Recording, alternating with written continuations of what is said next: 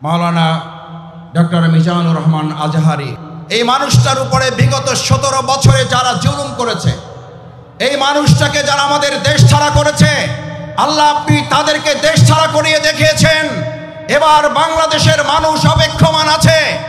আর যদি ভবিষ্যতে কোনো আলেমের সাথে বেয়াদবি করা হয়, আর যদি কোনো আলেমকে নিয়ে তুচ্ছ তাচ্ছিল্য টালবাহানা করা হয়, মহাগ্রন্থ আল কোরআন এবং ইসলামকে নিয়ে যদি আর কেউ টানাহেস্র করেন, তাহলে তার চেয়েও করুণ পরিণতির জন্য তাকেও অপেক্ষা করতে হবে। জামাতের কর্মীরা সারা পৃথিবীতে কালেমার দাওয়াত দিয়ে যাবে। কোরআনের আলোকে সমাজ বিনির্মাণ, কোরআনের আলোকে সমাজ বিনির্মাণ, হাজার জুলুম বাধা উতরে যাবে। জামাতের কর্মীরা সারা পৃথিবীতে কালেমার দাওয়াত পক্ষ থেকে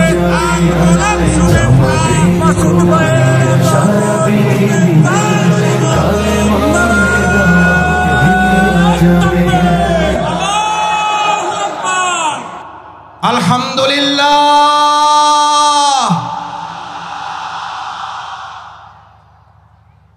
আল্লাহু আকবার।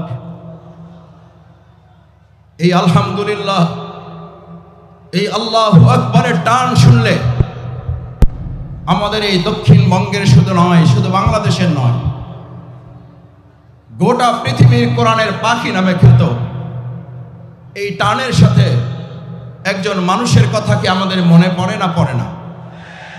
আল্লাহ এই মাঠে তিনি ফিরতে চেয়েছিলেন, এই মাঠে তিনি আবার কোরআনের আওয়াজ নিয়ে আসতে চেয়েছিলেন। আল্লাহ আমাদের সেই কোরআনের পাখি যেখানে যে অবস্থায় আছে, আপনি তাকে মেহেরবানি করে জান্নাতুল ফেরদাউসের মেহমান হিসেবে কবুল করুন। আল্লামা দেলোয়ার হোসেন সাঈদ রাহমাহুল্লাহকে আপনি শহীদ হিসেবে কবুল করুন। আল্লাহ এই মাঠে আমাদের দেখা হলো না, মেহেরবানি করে কাল কিয়ামতের কঠিন ময়দানে আমাদের হিসাব নিকাশ সহজ করে জান্নাতুল ফেরদাউসে আপনি আমাদেরকে একত্রিত করে দেখা সাক্ষাতের ব্যবস্থা করে দিয়েন। সম্মানিত বন্ধুগণ, মুসল্লিয়ান ইকরাম, আমার মা এবং বোনেরা, ভিন্ন ধর্মাবলম্বীরাও বিভিন্ন জায়গা থেকে আমাদের এই আওয়াজ, আমাদের এই আলোচনা, আমাদের এই কোরআনের বাণী শুনছেন। আমরা আমাদের মা বোনদের ধন্যবাদ জানাই। অসম্ভব কষ্ট করে বিশাল এই তাফসীরুল কোরআন মাহফিলে আপনারা হাজির হয়েছেন। আল্লাহ সুবহানাহু ওয়া তাআলা আমাদের মা বোনদের কবুল করুন। এই জন্য যে মা বোনদের আল্লাহ সুবহানাহু ওয়া তাআলা এত বড় মর্যাদা দিয়েছেন। আমার শ্রদ্ধেয় প্রিন্সিপাল বলতেন, মাসুদ, আমাদেরকে আল্লাহ তাআলা রসুল করিম সাল্লাল্লাহু আলাইহি ওয়াসাল্লামের মাধ্যমে সান্ত্বনা পুরস্কার দিয়েছেন। কি পুরস্কার? কি পুরস্কার? রসুল করিম সাল্লাল্লাহু আলাইহি ওয়াসাল্লামের কাছে সাহাবায়ে ইজমাইন کرامগণ যখন জানতে চাইলেন, ইয়া রাসূলুল্লাহ, আমরা আল্লাহর পরে কার খেদমত করব, কার হক আদায় করব? রসুল করিম সাল্লাল্লাহু আলাইহি ওয়াসাল্লাম বললেন, তোমার মা। তারপর কে? তোমার মা। তারপর কে? তোমার মা। তারপরে সান্ত্বনা পুরস্কার পেলাম আমরা, তোমার বাবা। আল্লাহ সুবহানাহু ওয়া তাআলা আমাদের এই মা বোনদেরকে ধৈর্যের সাথে, কষ্টের সাথে আজকে এই তাফসীরুল কোরআন মাহফিল শুনে আমাদের প্রত্যেক ঘরে ঘরে একজন করে হযরত খাদিজাতুল কুবরা রাদিয়াল্লাহু তাআলা আনহা, হযরত আয়েশা সিদ্দিকা রাদিয়াল্লাহু তাআলা আনহা দান করুন। যে কথা আমরা আমাদের এই দুনিয়ার কথা শুনেছি, আমাকে একটা ভালো মা দাও। পরের লাইনটা কি? আমি তোমাদেরকে একটা ভালো গ্রাম দেব, আমি তোমাদেরকে ভালো পটুয়াখালী দেব, আমি তোমাদেরকে ভালো রাঙাবালি, বাউফল দেব, মির্জাগঞ্জ দেব। আমাদেরকে একটা আল্লাহ আপনি ভালো মা দেন। আমাদের এই মা এবং বোনের জাতি যারা এসছেন, বিগত 17 বছরে তাদের ইজ্জত এবং আব্রু নিয়ে যারা টালবাহানা করেছেন, ছিনিমিনি খেলেছেন, আজ কান খুলে শুনে রাখুন, আমাদের জীবন বাজিয়ে রাখবো। আমাদের মা বোনদের ইজ্জত নিয়ে ভবিষ্যতে আর কাউকে টালবাহানা করতে দেওয়া হবে না।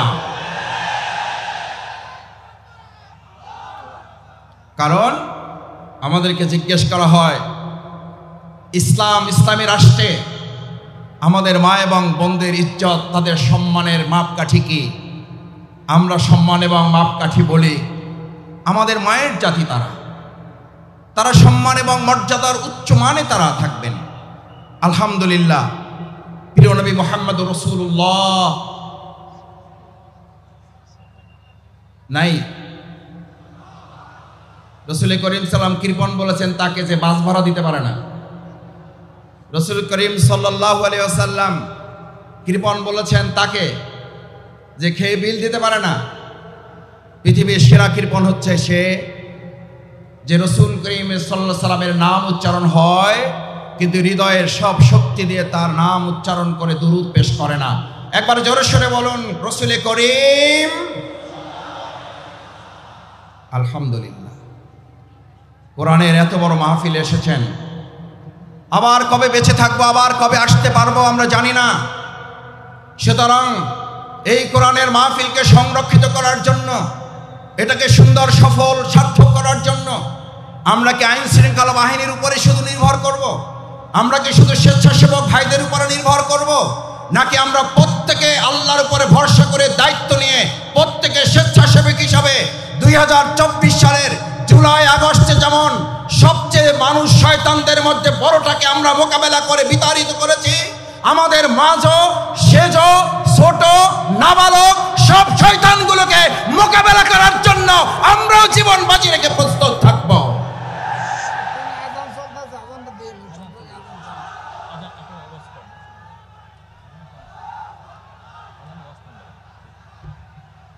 সম্মানিত ভাই এবং বন্ধুগণ, মহাগ্রন্থ আল কোরআন, কোরআনের তাফসীর আপনারা শুনতে এসেছেন।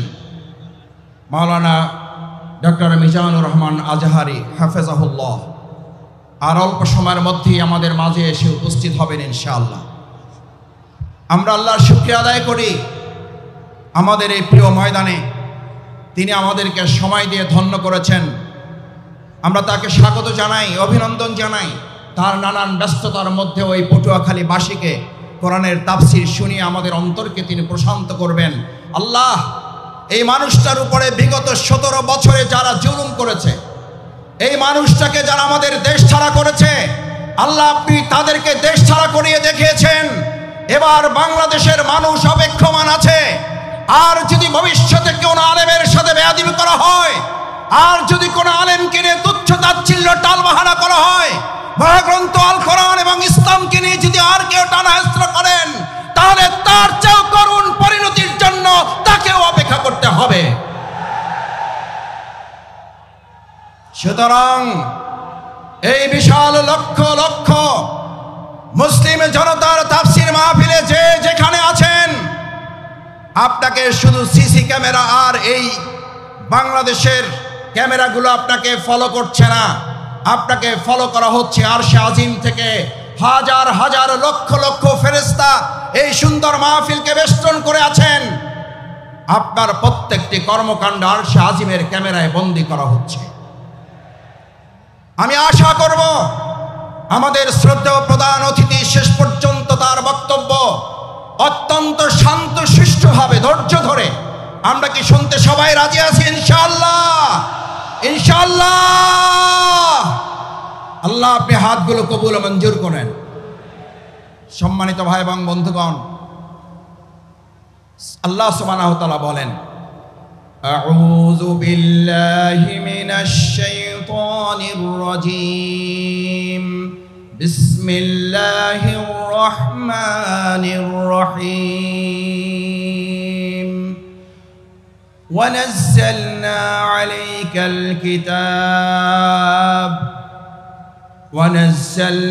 عليك الكتاب تبيانا لكل شيء وهدى ورحمة وبشرى للمؤمنين। سبحان الله। আল্লাহ সুবহানাহু ওয়া তাআলা বললেন, ওয়ানাজ্জালনা আলাইকাল কিতাব, আমি আপনাদের কাছে, মানব জাতির কাছে, গোটা সভ্যতার কাছে মহাগ্রন্থ আল কোরআন নাজিল করেছি, এই কিতাব দিয়েছি।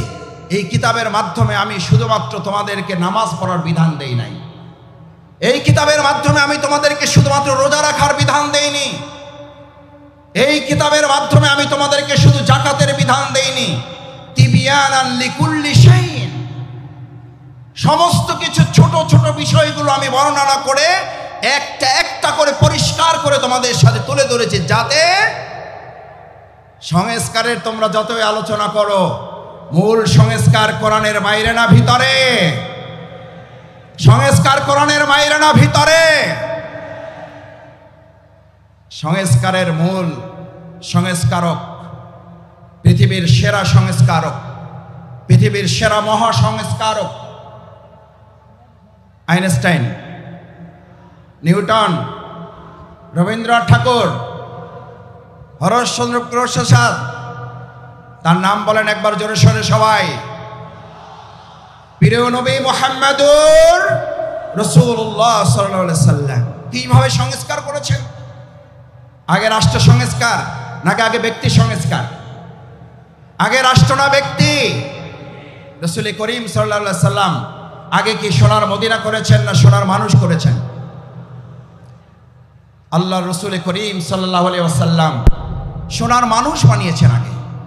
আমরা আগে থেকে উল্টা দিক থেকে শুরু করতে চাই, আমরা আগে সোনার বাংলাদেশ চাই, আমরা সোনার বাংলা তৈরি করতে চাই, অথচ সোনার মানুষের কোনো খবর নাই। আমরা শুনতে পাই আমাদের স্লোগান তোলা হয়েছিল 7.5 কোটি মানুষের কম্বল, আমার কম্বলটা আমি পাইলাম না। তখন তারা ছিল কম্বল চোর, আর এখন তারা ডিজিটাল যুগে এসে তারা হয়েছে বাংলাদেশের সকল ব্যাংকগুলো ব্যাংকের চোর তারা পরিণত হয়েছে।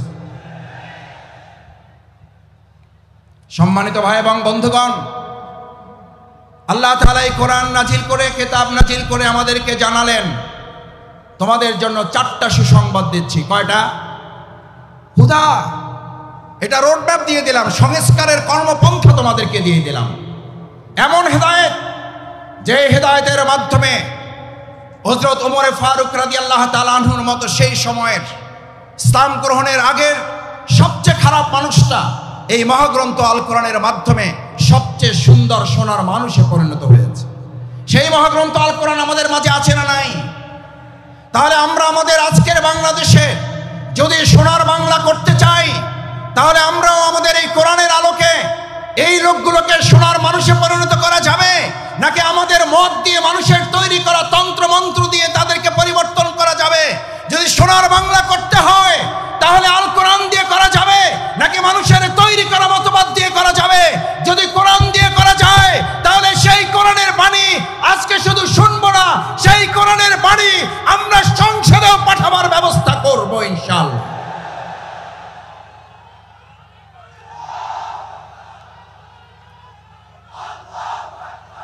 আমার সম্মানিত ভাইয়েরা, সম্মানিত মুসল্লিয়ান ইকরাম, ভাই এবং বোনেরা, আজ আমাদের প্রিয় মাতৃভূমি বাংলাদেশের যে সুন্দর পরিবেশ আমরা পেয়েছি, এই সুন্দর পরিবেশে আমাদেরকে এই কথা বলতে হবে যে আমরা যারা এখন এই জগৎ এবং সময় পার করছি, সেখানে আমরা লক্ষ্য করছি আমাদের প্রিয় মাতৃভূমি বাংলাদেশ যারা হেদায়েতের সুন্দরী রাস্তা পেয়েছে, তাদের প্রথম কথা হচ্ছে লা তাখশা ইল্লাল্লাহ, আমরা এক আল্লাহ ছাড়া আর কাউকে ভয় করি না। আল্লাহ ছাড়া এক যারা আর কাউকে ভয় করে না। পার্শ্ববর্তী কোনো একটা রাষ্ট্র যদি সেই ব্যক্তিদেরকে এক আল্লাহ ছাড়া যারা ভয় করে না, সেই ব্যক্তিদেরকে যদি বলা হয় তোমাদেরকে আলু, ডাল, চাল, পেঁয়াজ, বংশন, কাঁচামরিচ বন্ধ করে তোমাদেরকে আমরা নতজানু করতে চাই, তাহলে ভালো করে কান খুলে শুনে রাখো, আমাদের এই বাংলাদেশের ইসলাম প্রিয় এবং দেশপ্রেমিক নেতৃত্ব ফাঁসির মঞ্চে দাঁড়িয়েছে, তোমাদের কাছে মাথা নত করে নাই, হাসি মুখে জীবন দিয়েছে। আমরাও জীবন দেব, 1 ইঞ্চি মাটি কারো হাতে আমরা বিক্রি করব না।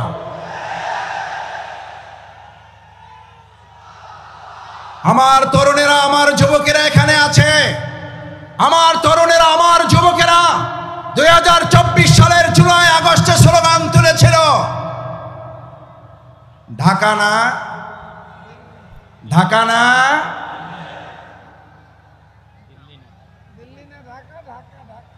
কোনটা হবে? দিল্লি না ঢাকা? দিল্লি না ঢাকা?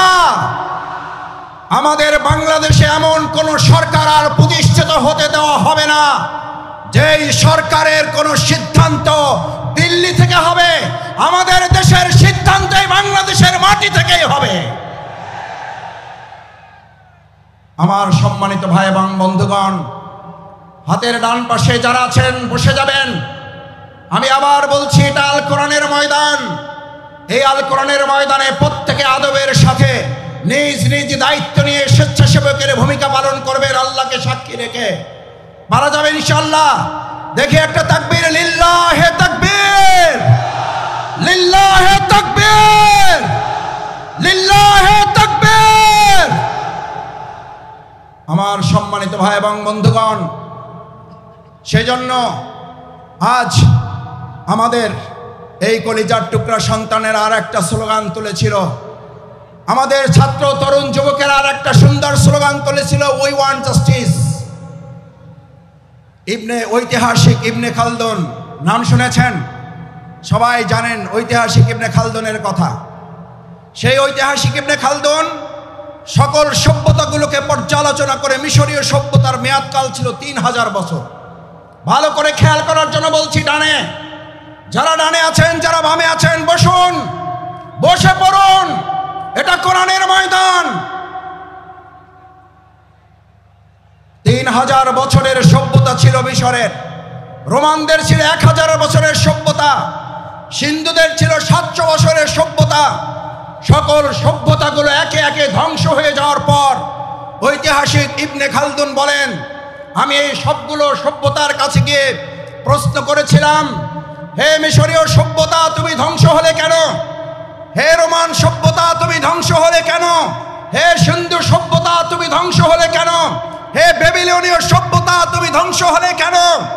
ঐতিহাসিক ইবনে খালদুন বলেন, এই প্রত্যেকটি সভ্যতা ধ্বংসের পিছনে দুটি উত্তর আমি পেয়েছি ধ্বংসস্তূপের কাছ থেকে।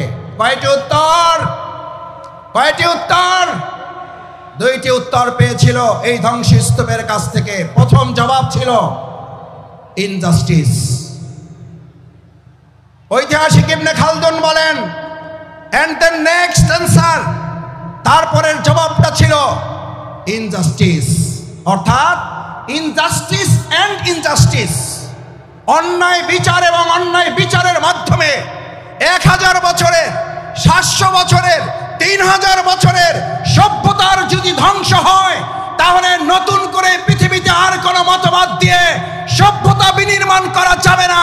বরং সভ্যতা বিনির্মাণের জন্য আজ নতুন করে স্লোগান উঠেছে, the foundation of all civilization, one earth is religion, one earth is religion, one earth is religion. ইসলাম ছাড়া পৃথিবীতে ভবিষ্যৎ আর কোন সভ্যতা নেতৃত্ব দিতে পারবে না। সব দেখে শেষ ইসলামের বাংলাদেশ। এই কথা আমাদের নয়, এই কথা শুধু পীর সাহেবদের নয়, এই কথা শুধু ইমামদের নয়, এই কথা শুধু রাজনীতিবিদদের নয়, এই কথা শুধু আলেম ওলামাদের নয়, এই কথা শুধু পটুয়াখালীবাসীর নয়, এই কথা বিশ্ব মানবতার মুহাম্মদুর রাসূলুল্লাহ। এরকম হাত জাগিয়েছেন রাসূল করিম সাল্লাল্লাহু আলাইহি ওয়াসাল্লাম, আনা সাহাতু কাতাইন, এই যে আমার দুটো আঙ্গুল দেখতে পাচ্ছ, আল্লাহ রাসূল করিম সাল্লাল্লাহু আলাইহি ওয়াসাল্লাম বললেন, দুটো আঙ্গুল দেখো ভালো করে, আনা সাহাতু কাতাইন, এটা আমি, এটা কিয়ামত, আমি এবং কিয়ামত, আমি এসেছি, কিয়ামত শুরু হয়েছে। এই জামানায় এই সভ্যতার সামনে ইসলাম ছাড়া আর এমন কোন আদর্শ নাই যে আদর্শ দিয়ে মানুষের মুক্তি পাওয়া সম্ভব।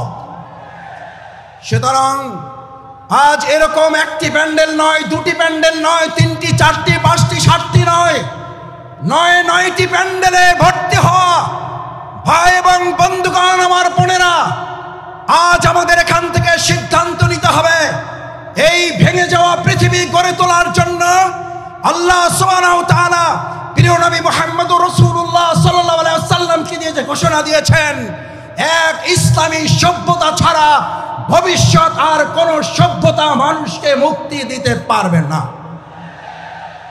যদি তাই না পারে, তাহলে আমাদের জন্য আল্লাহ তাআলার পরের ঘোষণা হচ্ছে তিবিয়ানান লিকুল্লি শাইইন ওয়া হুদাও ওয়া রাহমা ওয়া বুশরা লিল মুমিনিন।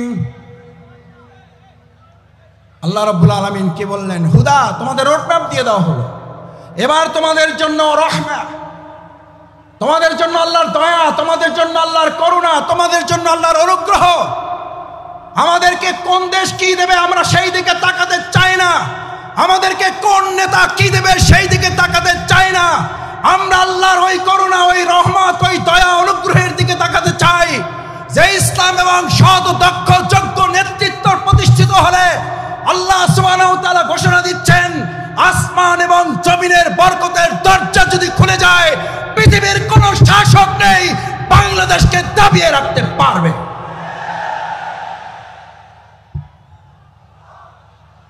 আমরা সেই রহমতের দরজা খুলতে চাই।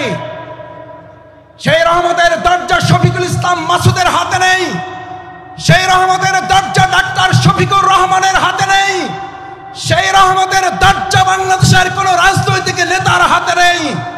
একবার হৃদয় উজাড় করে আর একবার জমিন কাঁপিয়ে সেই আল্লাহর নাম উচ্চারণ করো মুসলিমরা, কে? তিনি কে? তিনি কে?